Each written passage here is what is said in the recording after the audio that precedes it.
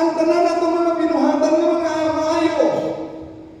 All good works can be meritorious only in the eyes of God if we are in the state of grace. Unsa na?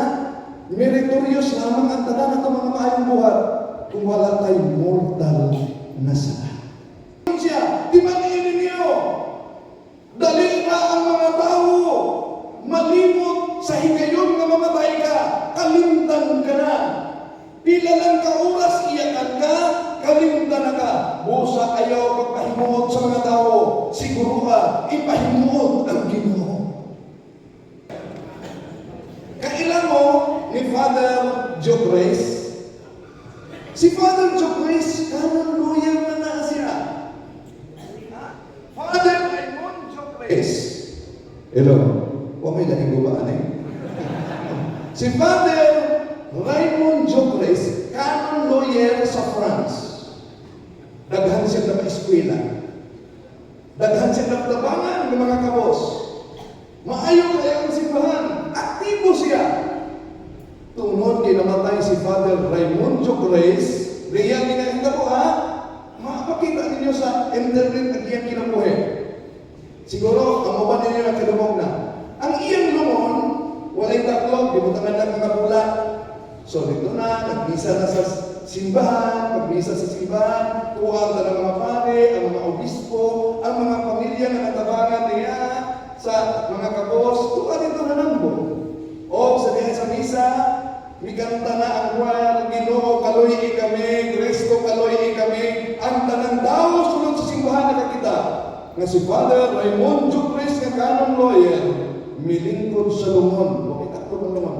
Milingkod sa lumon, nakita sa mga tao na nasa kadaghanan, o nanumog nila ang tingog ni Father Joe Grace. Kung sa tingog niya, isa yung isulit sa Tades lumon, ang Diyos ni hukom kanako karuntag naa, o napamatud-an nga ako saan, o karon niya ako sa impyerno, o mibalik ko hindi. Father Raymond Joe Grace, daghang na tabangan, daghang na paeskwela, inila na pare, o gila simbahan, pero dili na malimutan sa kadaghanan, nga ang patayng lawas ni Father Raymond Joe Grace, milingkod sa lumon, ang Diyos ni hukom kanako, o ako na pangutod agsadaan, o ako ni agaron sa impyerno, o mihinda. Ngayon na naman, mga kaigsunan, ang tanan nato mga binuhatan ng mga maayo. All good works can be meritorious only in the eyes of God if we are in the state of grace. Unsa na? Meritorious lamang ang tanan nato mga maayong buhat kung wala tayong mortal na sala. Muna nga, i-evaluate na ang kininian o sa mga sala na wala natin pakumbisan. Ano?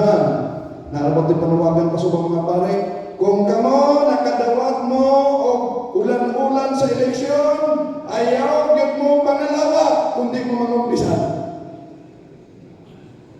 Magkano na may nalawa ko rin? Papalawag din na. Ano man? Dinili na. Dinili na sa pinili ang pinili ang omnibus election ko. Ya? Di kayo. As mga Katoliko, mga kaigsunan, kadumdum ko sa akong anak na bakulang may butarin siya. Mubutaran ako, mudawat na ko. Kaya mudawat. Barugan na ito na, nabilit ang mudawat. Bisan pagdunay, daghang mga Katolikong kauban na ito mudawat.